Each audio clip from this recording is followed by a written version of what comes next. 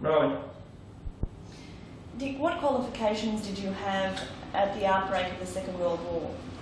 When the war started, I was doing an honours course at Sydney University, and Professor Earle was in charge, and he was on a number of Defence and Department of Supply committees. He was aware that the Australian government had been told there was likely to be a war, and he knew the sorts of chemicals that the military people would want. So a fair number of the honours students were put onto tasks which were related. And my first task was to make some analogues of mustard gas. And it was because of that that I finished up working in the laboratories at Maribyrnong. Right. Excuse me for a sec. If that urn is not in shot, if you can't see it... Yeah, we turn it off. Doing your honours thesis in biochemistry? No, organic chemistry. Right. Yeah. You didn't say that time. Okay, when you're ready? Right. Dick, what qualification did you have at the outbreak of the Second World War? At the beginning of the war, I was doing honours in organic chemistry at Sydney University. Professor Earle was the head of the department, and he was also on a number of Defence and Supply Department committees. He knew that the Australian government had been told that war was likely to occur, and he also knew the kinds of chemicals that the military would be wanting. So a number of the honours students were put onto tasks which were related to that. And one of my first jobs was to make some analogues of mustard gas. Right. Now, if you could tell me about that, starting with how you first began researching mustard gas. Tell me about your first research with mustard gas. 1939. You want me to start all over again? No, I just want you to tell me, I wanted you to tell me what you were doing at that time, but I want you to tell me about your research at that time, when you started at the outbreak of war. Well, I was making analogues of mustard gas, and I must have made a fairly active one because I got burned, and... Sorry, let's start again. Just imagine this is your first comment. What year was it? You're a student. I was in 1939. I was an honours student at Sydney University in organic chemistry. Professor Earle was the chairman of the department, and he was also on a number of Defence and Supply Department committees. He knew the Australian government was expecting a war to break out, and he knew the sorts of chemicals that the military were going to require. So he had a number of the honours students on tasks of that kind. And my first job was to make some analogues of mustard gas, not mustard gas itself, but things that were closely related to it. And I must have succeeded because I got burned. And later I switched on to working on some dyes which were used for detectors for mustard gas, and it was a result of that work that I was offered a job in the Defence Research Laboratories at Maribyrnong and started there in 1940. What was known about mustard gas at the outbreak of the war, Dick? When the war broke out, all that we knew about mustard gas was the information that was gathered in France and Europe in the First World War.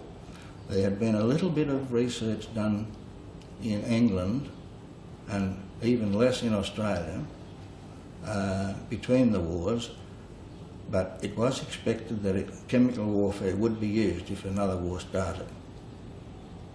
The basic reason for that was the fact that the Japanese had used it in Manchuria against the Chinese, and the Italians had used it in Ethiopia against the Abyssinians. Right. Let's start again on that one. Do you want to talk up a bit bigger for me? Oh. Let's start with that one again. A bit louder. Yeah, just sort of, just try and relax a bit.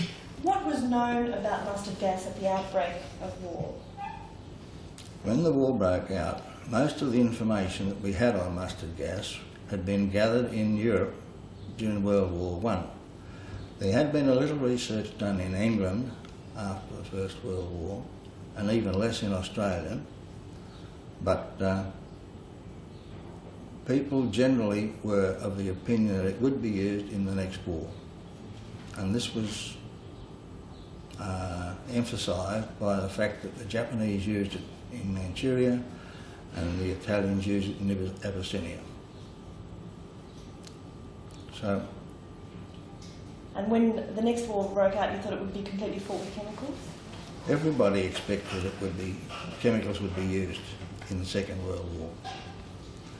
And if you go back and look at the civil defence manuals and things like that, they're full of instructions on how to gas-proof your house or your garage or your air raid shelter and things like that. It was certainly expected that gas would be used. Right. When you talk naturally, you tend to talk a bit louder. I was wondering if you could we have to go through that one again. Is that okay? Mm. Just, the way you're yelling at me across the table at your place. What was known about mustard gas when the Second World War broke out?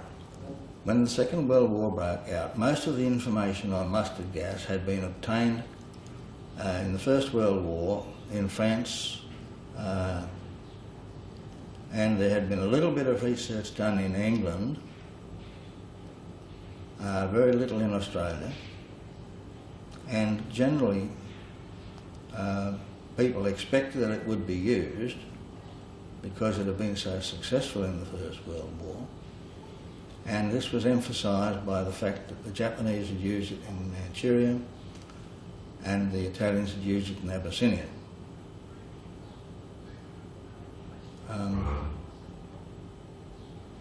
Most of the information that we had applied to European conditions, and it was, nobody really knew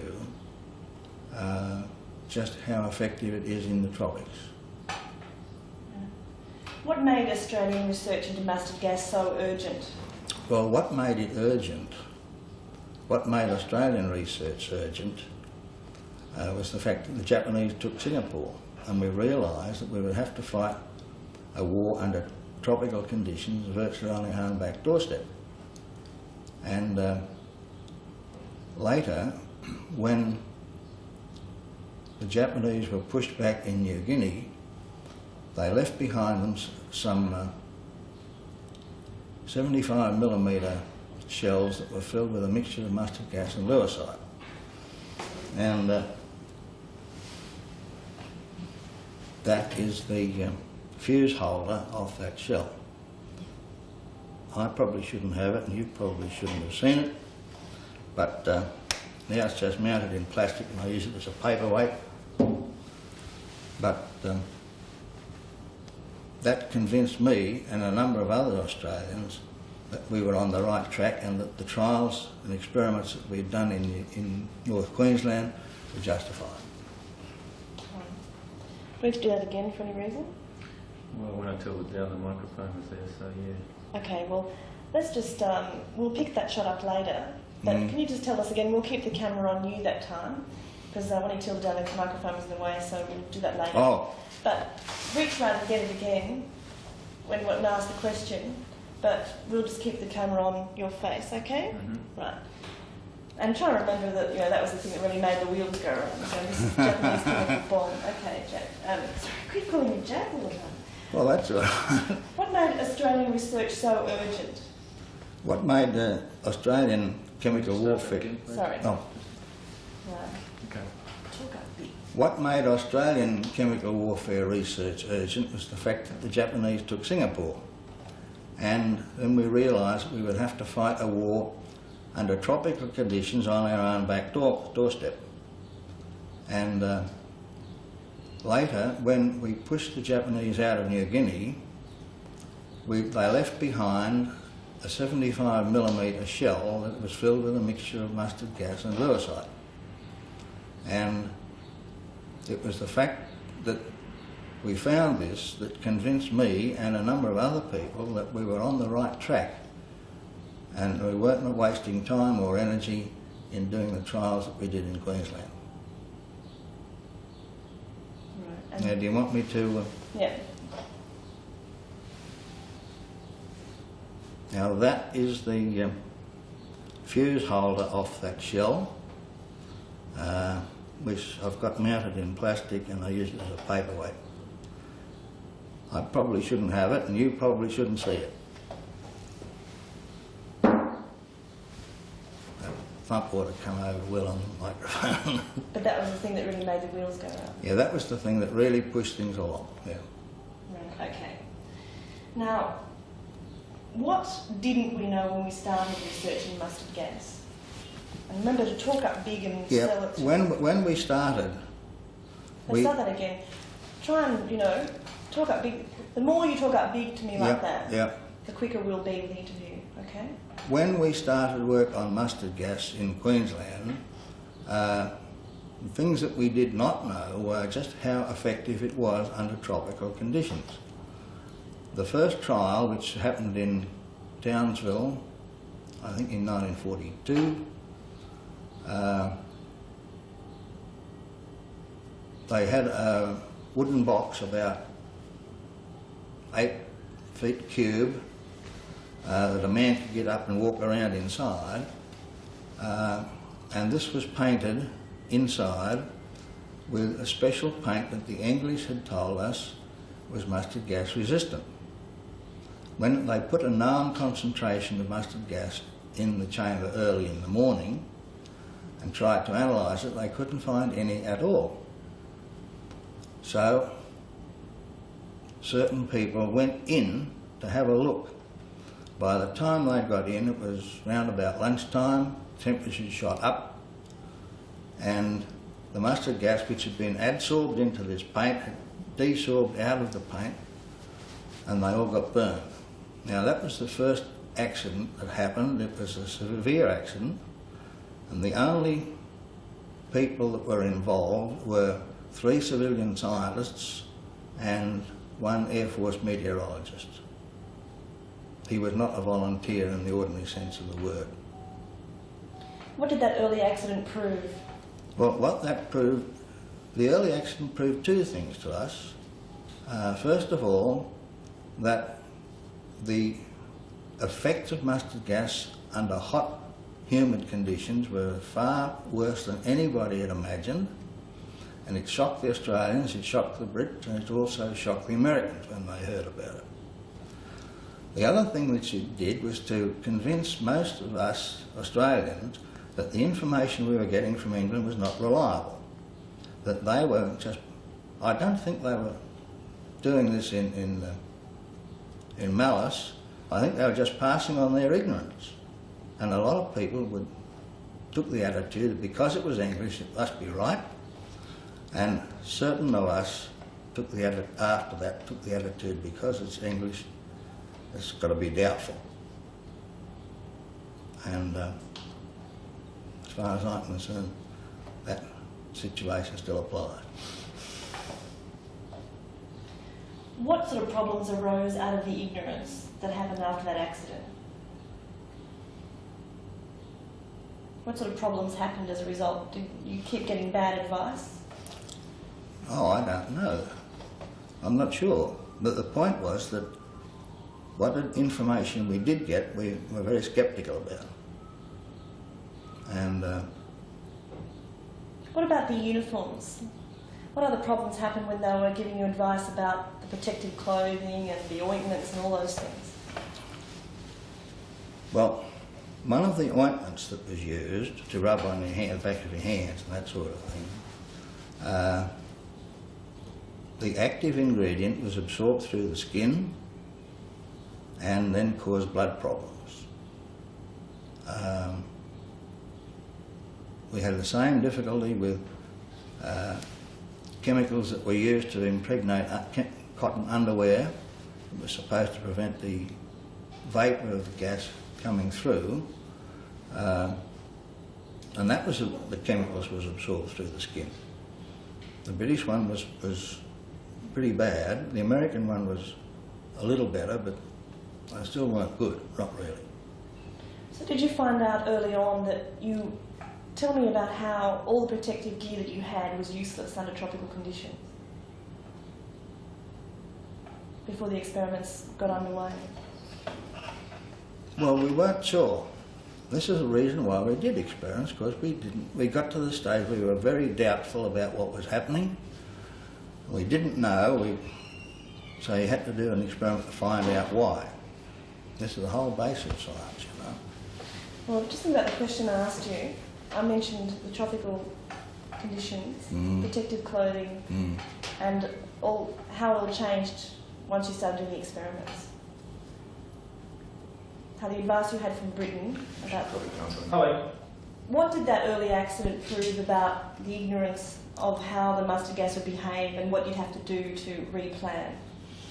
Well, everybody was shocked. Gorrell went back to England and reported to them, and it was then decided that he would bring out a team of chemists, meteorologists and such like, and a very systematic series of trials would be done to find out more about the ointment, the protective clothing, the respirators, the whole box and dogs.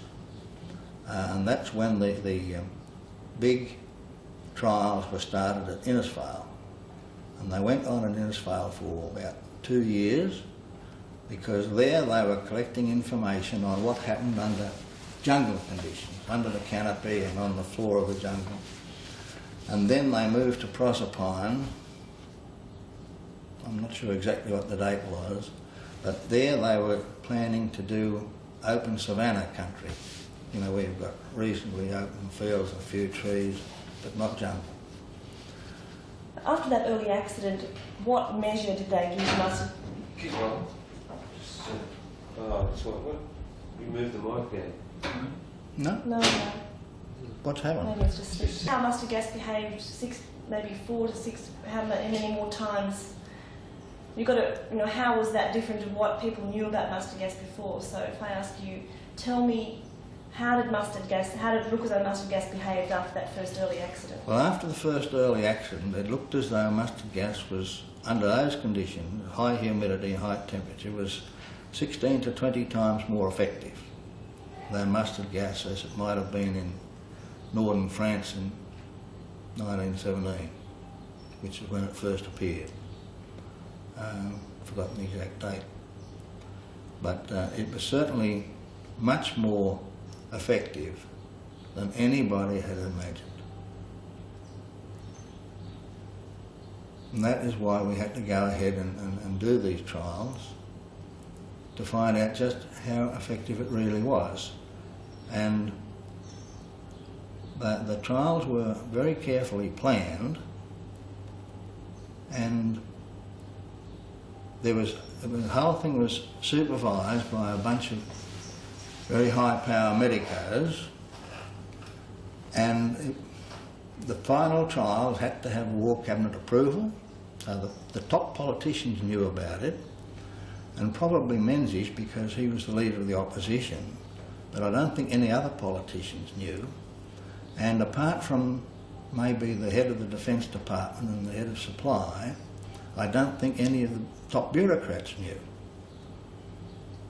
And normally in any security situation, it's the need to know that classifies things and permits you to find out what is going on. If they think you don't need to know in order to do your job, they don't do. What can you tell me about the secrecy that was impressed upon the people working on these experiments? Well, the whole thing was kept very secret indeed. As I said, very few people knew about it, the top brass. Even probably the general staff knew what was going on the military side, but the ordinary brigadier probably wouldn't know in the army at that level. And the civilian scientists who were involved were they were all told to keep a shut mouth, which they did, as far as I'm aware. What about the volunteers? How was it? Do you know how it was impressed upon them that it was? No, I don't know what was told to the volunteers, because I wasn't involved in recruiting them or collecting them, or whatever the best word is.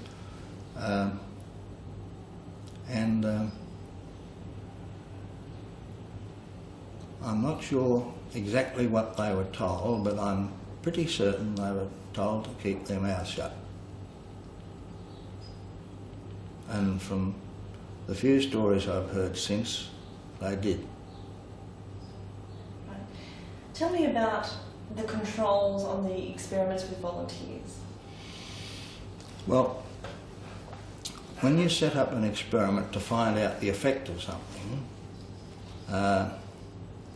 let's take the case of the impregnated underwear so that to stop vapour coming through. You might have people wearing no underwear, people wearing ordinary underwear, people wearing underwear that have been treated with compound A, people wearing underwear that have been treated with compound B, people wearing underwear that have been treated, worn and washed and then retreated. So you have groups of people under wearing one particular kind of underwear, and another group you might have 5 or 6 men in this group, 5 or 6 men in that group, and this enables you to do a statistical analysis on the results without too much trouble. And the individual men would probably not know which group they were in. I mean, it's a bit like being a piece of the jigsaw and not knowing the full picture. So they wouldn't know very much.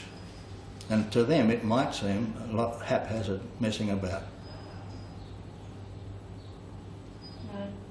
What about, so if you could just describe to me, the scientists would have known what each one was doing? Oh yes, the scientists would know. I'm not sure who kept the records on that. I certainly wasn't involved in that at all. But they would know. Don't think it would have been put in their paybook or anything of that sort. But for setting up an experiment, they'd have their regimental number and which particular men were in that particular group. They'd have them by their regimental numbers. That would be all, I think. But the only identification we'd have on the men. Right. What happened to the volunteers? When the trials were over, the volunteers generally went back to their unit. The ones who had been badly burned and hospitalised, I think they got some extra sick leave, but eventually they went back to their units, and most of them would have gone back to New Guinea sometime or other fighting. I'm not sure. I don't know much about that because at that stage I was back in Melbourne working on some other problem. Right. Now, there was a story you told me about the beer queues. Do you remember? How you recruited them? Oh, yeah, well, I if, think... If I ask you, Dick, why would volunteers volunteer for these sort of experiments? Well, the volunteers, as I recall, got an extra shilling a day. Remember, a private got 5 bob a day at that time. So that was a lot of money. And I think they also got extra beer. Somehow or other, Coral or one of the boys managed to bootleg or something beer because it was very, very scarce. I can remember being in Townsville, let's see, when would this be? This would be about December of 43. And in those days, beer mugs had a handle, parallel sides with a handle, and you got a string or a bootlace and put it through the handle, tied a knot, and then hung it over your neck so that you wouldn't get parted from it. And there was something like 250 of us standing in line outside the pub in Townsville at 10 o'clock one morning waiting for the bar to open because the word had come in there was a couple of barrels had turned up on the train. Tell me about how it was common for beer queues to form around wartime. Oh, beer queues would form whenever there was a rumour that there were a couple of kegs in the pub. People would come out of the holes in the woodwork, more or less. Right. So if you could tell me that just one more time, mentioning the beer queues, why people would be motivated to volunteer. There's also, they heard about the beer and then the women. Yeah. Oh, yes. Well, so let's start that again. Why would the volunteers put themselves in for something like the that? volunteers would put themselves in because they were bored stiff, route marching up and down on the tableland, and they knew if they got down on the coast things would be different, and in particular they had a better chance of getting beer and a better chance of getting near women. who were pretty scarce up on the table in those days. Beer was also very scarce, and I can remember being in a queue in Townsville that was probably a couple of hundred men long, waiting for the bar to open, because the rumour had gone around that there were a couple of kegs had turned up on the train. And how do they know about the women? Well, I guess there's a thing called a grapevine, isn't there? Look, Particularly in the army. you didn't hear the question. Tell me about how they would have heard, why, apart from the beer, they would have been motivated to go there for... Yeah, well, they knew that if they went down to a town on the coast, that there was a fair chance there would be beer and there's a fair chance there would be women. And there was neither of those on the table then. But they were the AWOLs. Is that what they heard, that there'd be women down there? Oh, I don't know about that. No, okay. I wasn't on the table then myself, was I? Right. Oh, I think that was what Jake was saying. Okay. After the war, what happened to the stores? Well, when the war ended, all the mustard gas was supposed to be destroyed by burning. And I think a lot of it was. Some of the empty bombs were left around, and as you might find and expect in the country, they were used for all sorts of things. Some empty bombs were used to make the foundations for a church. Some of them were used to make fences. Some of them were used for all sorts of purposes. Probably cut in half and make a something for the cows to drink out of, water.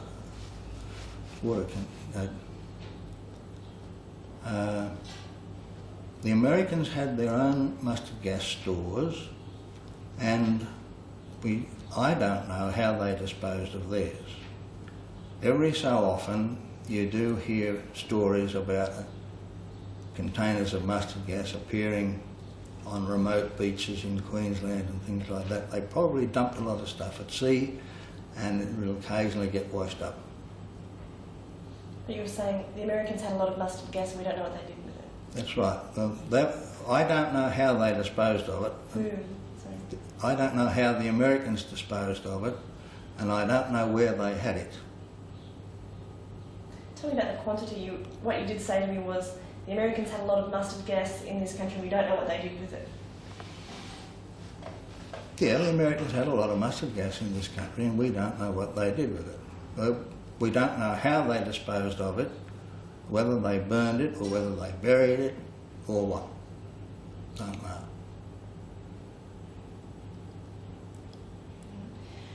What was your research put on the back burner by Hiroshima? No. No, Although you didn't hear my question. Don't say yes or no. although the war ended with the dropping a nuke bomb on Hiroshima, that didn't put chemical warfare research on the back burner, because after all, we knew that the Japanese had it. So when the war ended, there was a group of scientists went into Japan and also into China, and they found out what they had been doing into Germany, not China, into Germany. Start that again. Yeah. Okay.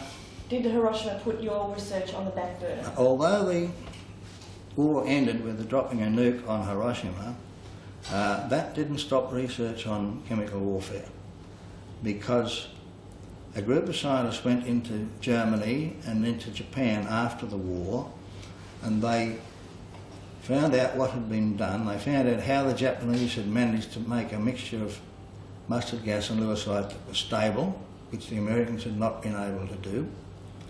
And they found out all about the work the Germans had done on nerve gases. And that led to a fair amount of further work on compounds of the nerve gas type.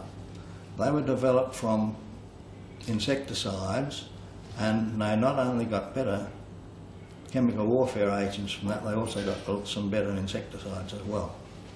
And that work as far as I know, has slowed down. It's not going on anywhere. Tell me how likely it would be that these kinds of experiments would need to be repeated. I think it's highly unlikely that these experiments will ever be repeated. In the first place, the scientists do experiments to find out the answer to a question, and we know virtually all the answers to all the questions you can ask about mustard gas in the tropics and elsewhere. Also, in the last 50 years, the political and social attitudes have changed immensely. Australia is now deeply involved through the Foreign Affairs Department with the United Nations Committee on Chemical Disarmament. I think that's the correct title.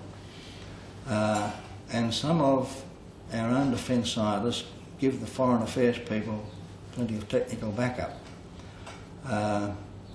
What is necessary is to maintain a few people in this country with the technical knowledge so that they can support foreign affairs, and also so that we can do what happened recently in the Gulf War, send a scientist into Iran or Iraq and take samples of whatever was used there and bring it back here so that it can be analysed. Because apart from Sweden, Australia is about the only non-aligned country that has these capabilities, and we should try to retain them. What has the Gulf War shown about the need for scientists to maintain the expertise? Well, the Gulf War has made a big difference in the sense that it shows that countries which have got reasonable chemical capabilities can make mustard gas, they can make nerve gases, and they can use them if they want to. I was talking about this to a certain professor recently, and he said it's the poor country's neutron bomb, and I think he could be right. It does give you the ability to overcome a country quite easily, particularly if you're working against untrained troops or civilians. And this is what happened in the Iran-Iraq conflict. If I can imagine a scenario where some country might say to Australia, if you won't sell us your uranium, we will come and take it. And they wouldn't need to drop nuke bombs on Canberra or Sydney or Melbourne. If they used nerve gas on any of those cities, they could overcome the whole of the population with very little trouble, and they could then walk in, decontaminate, that didn't take too long, and have a place where the trams and trains and buses would all be running, the telephones and the electricity supply would be working, you'd have your water and your sewerage, which is all gone if you drop a nuke. And I can imagine such a scenario as that. That some country might say, if you won't sell us your uranium, we will come and take it. How important is it to make sure that a chemical weapons convention is signed by all countries? The big problem about the United Nations Committee on Chemical Disarmament is that after the Geneva Convention was signed by the United Nations, by the League of Nations in 1925, there were a number of countries which abstained from signing it, and a number of other countries which said, we won't use it unless somebody uses it on us first. Now, I think to have a proper, have an effective disarmament, you've got to have everybody in saying that nobody will use it and won't have any of these reservations. I think this is essential. Whether it can be achieved, I'm not at all sure. but I hope it can. What did the lessons of the Second World War about the proximity, the nearness of the use of chemical weapons show to you about how that situation should be urgent today? I mean, in terms of the lessons from the past not being repeated. Try to put that thing you were talking about, the convention, in the context of what Australia learned from its experiments with chemical weapons from those volunteers, and the need now to have a convention.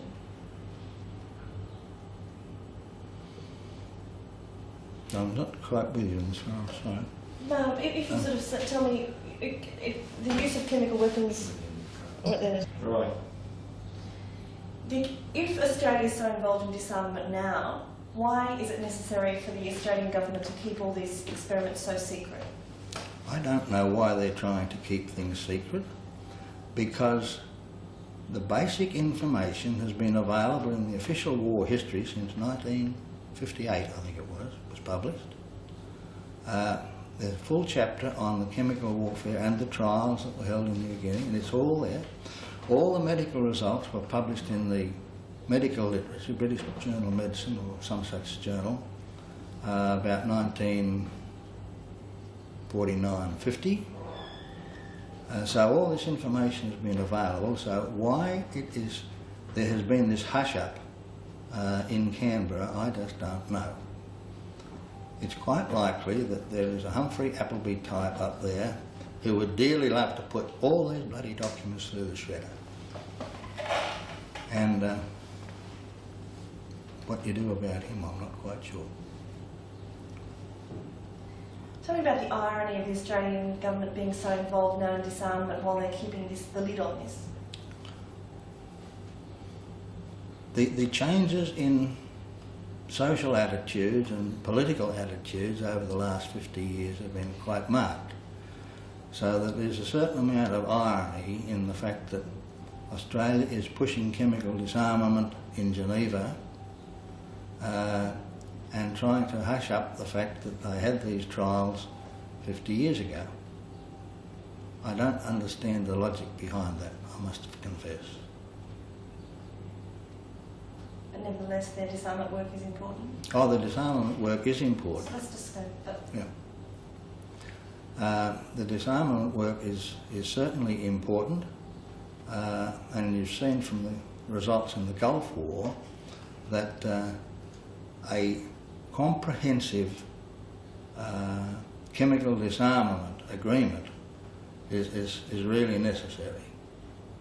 And not like the old League of Nations one, which was where certain people reserved the right to retaliate if it was used on them, and certain people refused to sign it altogether. It should be a case of one in, all in. And I think Australia should keep on pushing this sort of thing as hard as they can. Tell me about what you know of the nearness of the use of chemical weapons in the Second World War. How close did the Americans say come to using it? I don't know. The trouble is that a lot of those decisions were reserved, in American decisions on the use of chemical warfare were reserved, I think, to the President, who would then give the okay to an area commander, and you never know what makes presidents decide to do what they do, because that doesn't get written down. But General MacArthur was in this country.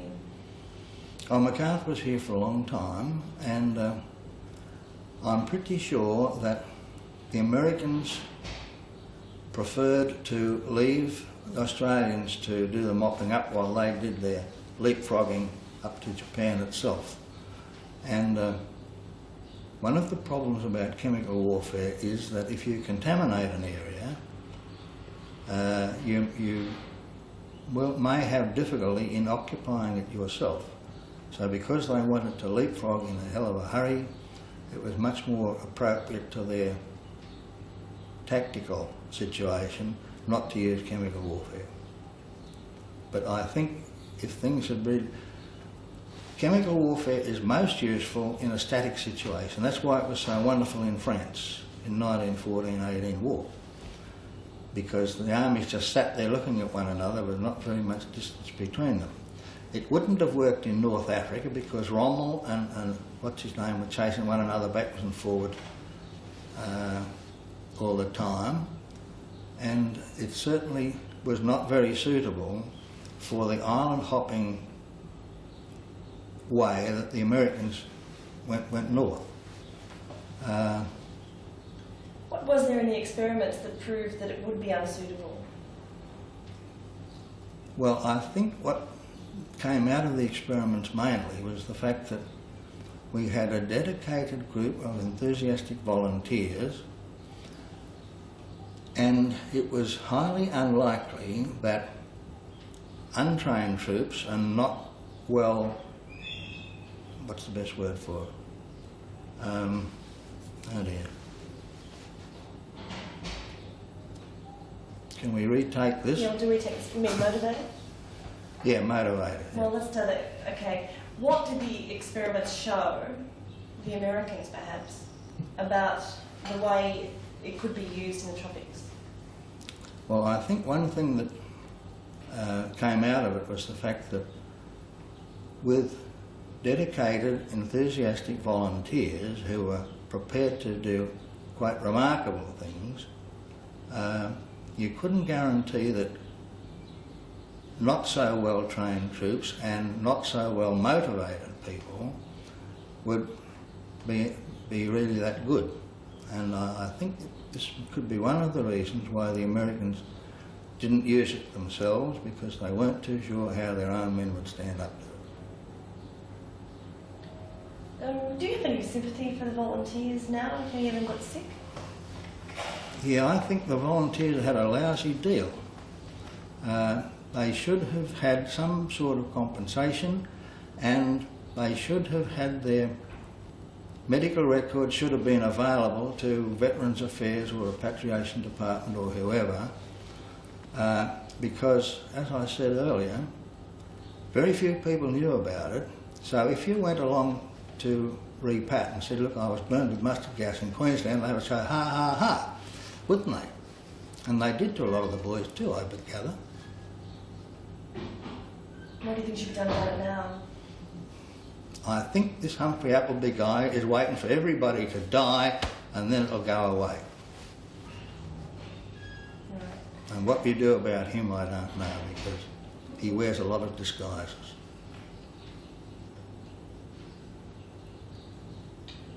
Okay, is there anything else you want to say, Dick? No, I need a cup of coffee. No, this one, okay, we'll finish, but Yeah. I need you to tell me, when did you begin research on mustard gas? Talk up big. Oh, I began research on mustard gas in February of 1939. I was an honours student in Sydney University in the organic chemistry department. Professor Earl was the chairman of the department, was also on a number of Defence and Department of Supply committees. He knew that the British government had told the Australian government to expect a war, and he also knew what chemicals the Army and Navy and such like were going to require. So a number of the honours students were put onto tasks which related to that sort of requirement. And my first job was to make some analogues of mustard gas. And I made a few, and then I got burned accidentally in the lab because we didn't have the faintest ideas about laboratory safety in those days. And later I switched on to some other problems related to mustard gas, dyes for detectors and things of that kind.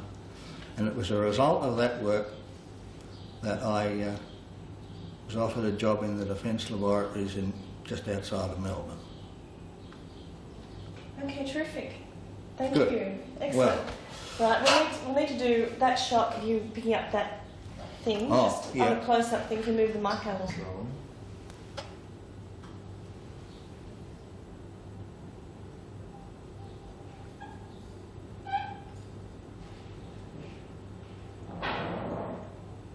Okay, do you think it needs to be moved as if he's talking, Bridget, rather than just holding? No, So, I can move it like that. yeah, just put it back, Dick, and do the whole thing again. You know when you're talking to me, sort of, this is, you know... Yeah. Right. yeah. Okay. So this is it. It's got it mounted in plastic and I only used it as a paperweight. Put it back. Okay. And once again, facing it more towards me rather than Bridget, because I was picking up all the reflections. Oh, okay. Yeah. Okay.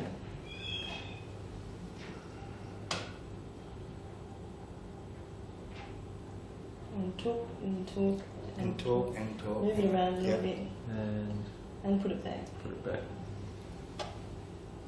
Gently, gently. And we don't know whether her fellow is going to come down to Canberra to pick her up or what the bloody hell's going on. So Yeah. I'm glad you've been so patient about this delay. I'm terribly sorry about So it. that's all right. Not to worry at all. Okay. I'll wave my hands around a bit more.